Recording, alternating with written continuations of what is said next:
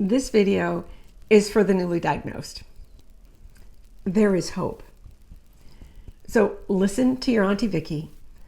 I'm going to share information that's going to make this diagnosis a little less scary, give you reason to be optimistic about the future, and let you know some of the things that you can do to live well with your MS. Hello, my dear friends, and welcome.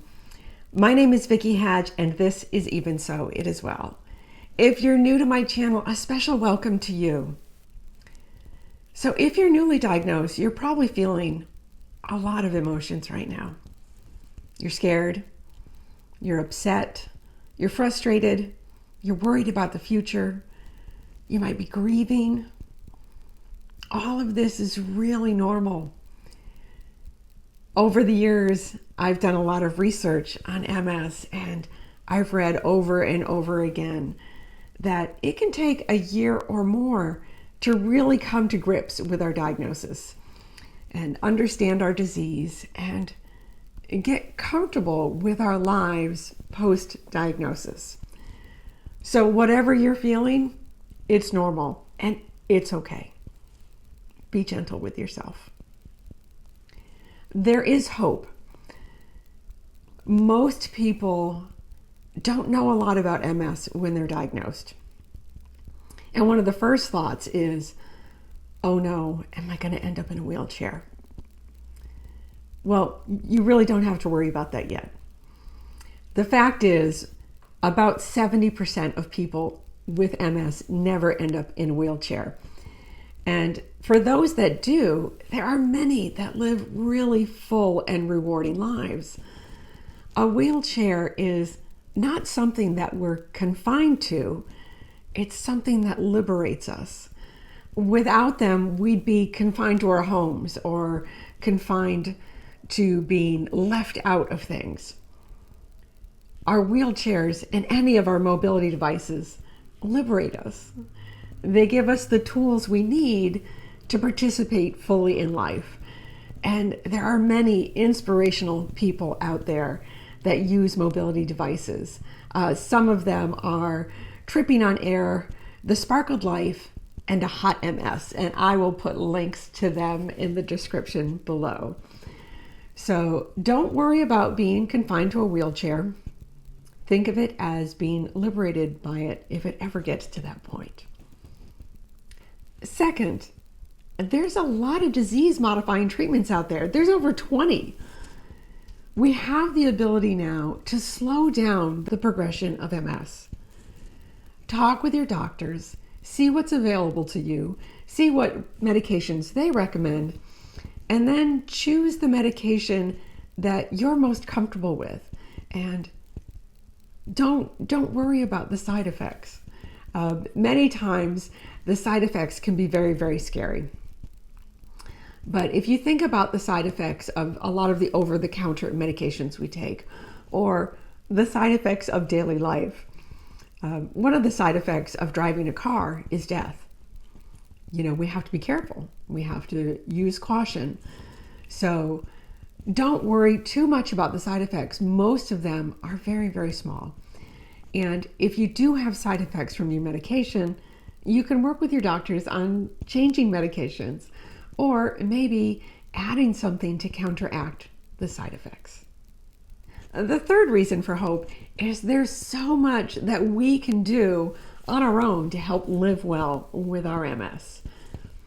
I'm going to talk about 4 of those things today.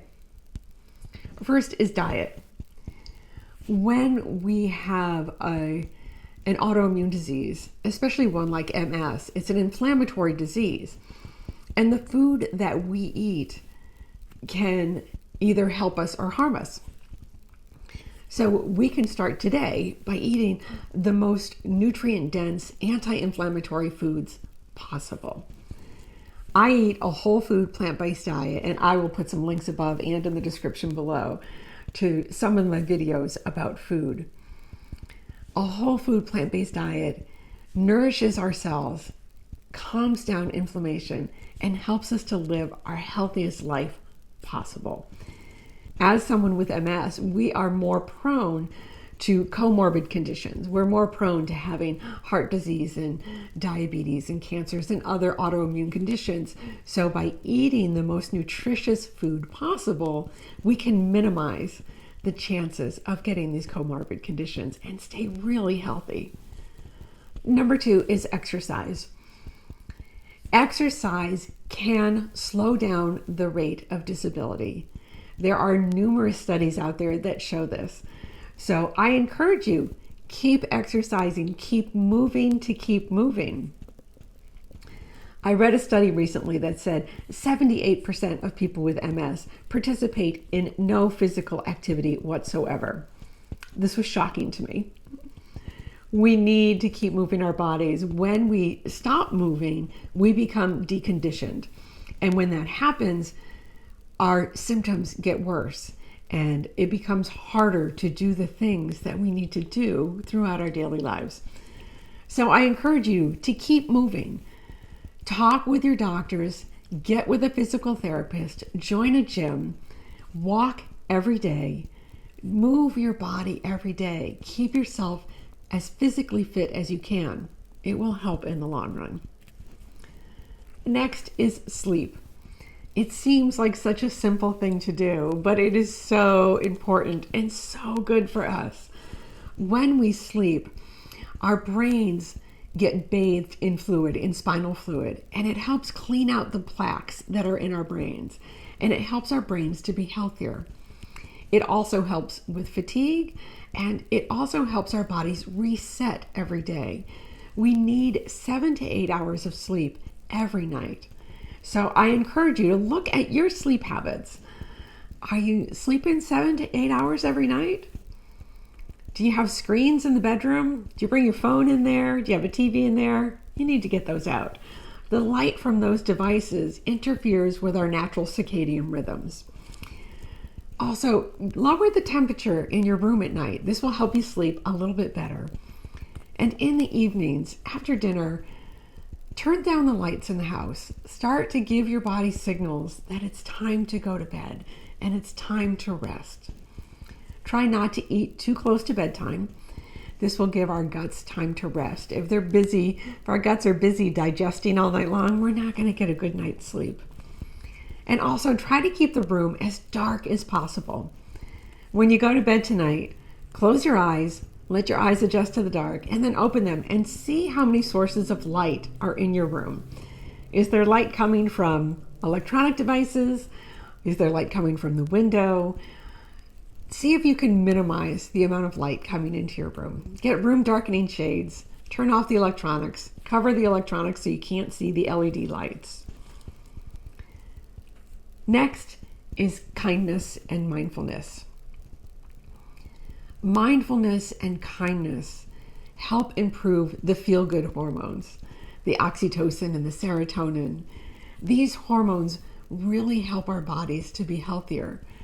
The stress hormones, cortisol and adrenaline, not so good. They're good for us in the short term, like if we're going to be attacked by a bear or about to be hit by a bus. These are great. They're life-saving. They help us to move and they help us to get out of trouble. But in modern life, we have low levels of stress all the time. And these hormones will cause damage to our bodies.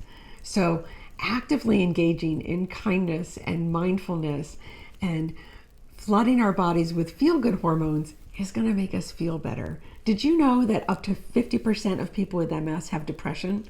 Yeah. And it's not that we're depressed that we have MS. They're finding more and more that depression is a distinct symptom of MS.